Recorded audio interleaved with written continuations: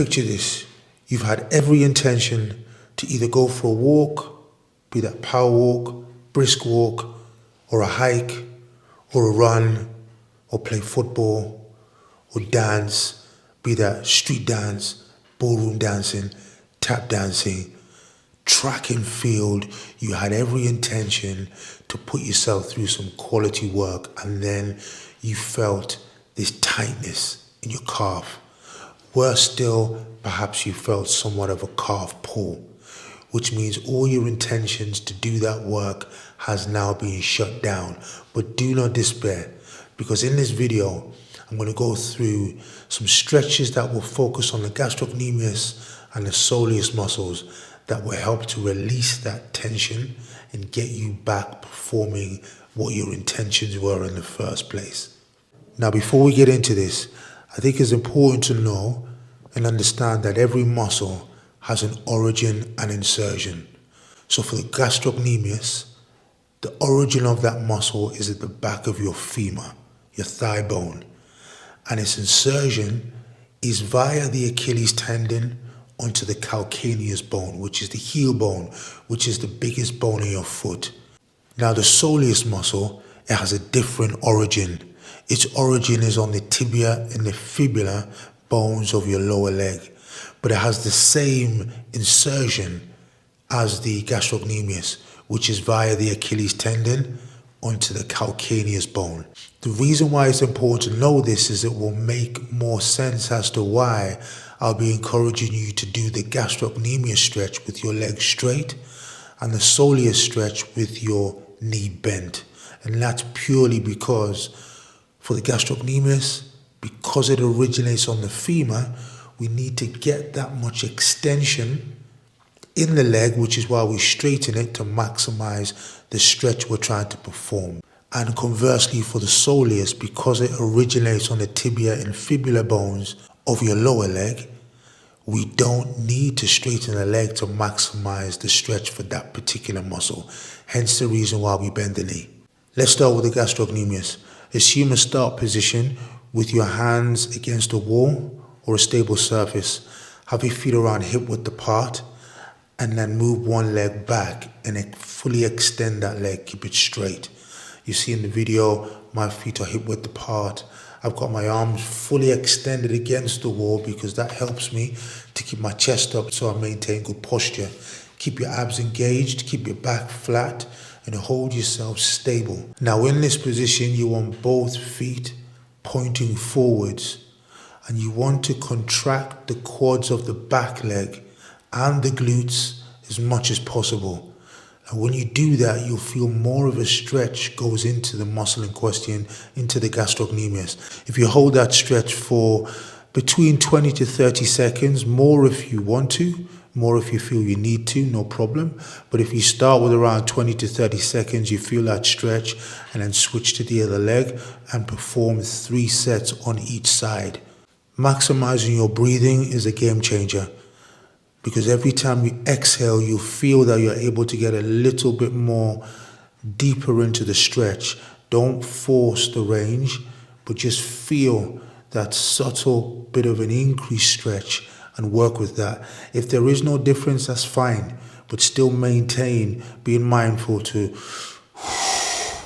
breathe out and feel a stretch in the muscle and still maintain quality technique all the way through the stretch. If you want to feel a little bit more of a stretch on the outside of your calf, turn your foot inwards. And if you want to feel a little bit more of a stretch in the inside of your calf, turn your foot outwards, as you can see me doing in the video. And then again, hold each position for 20 to 30 seconds for 3 sets. Now, as much as we are focusing on the gastrocnemius, I still want you to be very mindful of your posture throughout the stretch, keeping the chest up, keeping your shoulders back, keeping your abs braced. All of this will help to improve posture, and it will also help to maximize the stretch that's taking place in your calf. Moving on to the soleus. If you assume the start position with your feet hip width apart and take one foot about a foot backwards to a point where the toes of your back foot are more or less in line with the heel of the front foot, You can take it a little bit further back if you feel like it gives you a better stretch. But if you start in that position, engage from there, it's a good place to start. And then you're going to bend both knees as you see me doing in the video. Now it's very important, as you bend the knees, you want to hip hinge. So you want the hips to move backwards as both knees are squatting down towards the floor. It's not a full squat, it's just a partial squat. And you'll immediately feel the stretch in the area in question. Be sure to keep your chest up, keep your abs braced, just as we've done for the gastrocnemius stretch, and hold that position for 20 to 30 seconds, 3 sets on each side.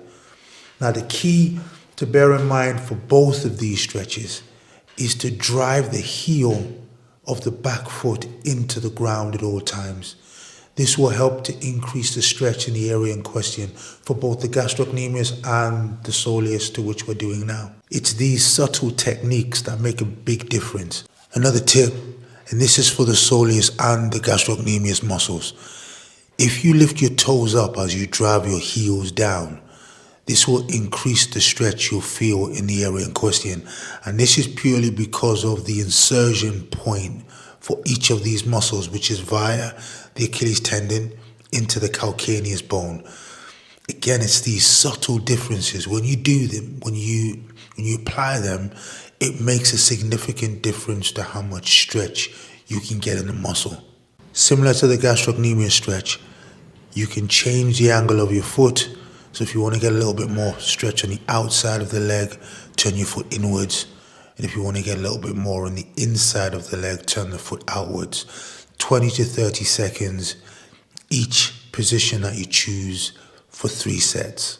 Now, a way to make these stretches a little bit more challenging is we can get some tools involved. Tools as in, we can grab a dumbbell, we can grab a weighted plate, we can grab a slant board. Any one of these tools, I like to call them tools because they serve a good purpose. Any one of them will help to increase the stretch to a different level because of the angle now that you can drop the heel down. So in this instance, I'm using a dumbbell.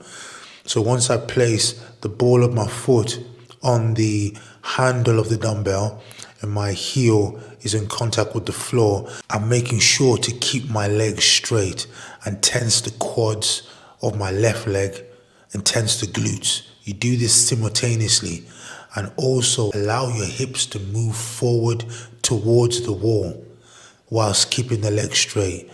This will create a deeper stretch in your gastrocnemius. The only limitation you have using a dumbbell is that you can't really move your foot to the inside or the outside because of limited space. That's where using a weight plate or a slant board will give you the accessibility to be able to perform all of those planes of movement. So do explore them and it will take the stretch to a different level. Again, explore 20 to 30 seconds. If you want to do for longer, by all means do so. But 20 to 30 is a good place to start. 3 sets on each leg. I hope you find the information beneficial. Please do give it a try and leave a comment below and let me know how you find it. Also, please like, share, subscribe, turn your notification bell on so that you become alerted every time I upload a video. Thank you for watching and I'll see you in the next video.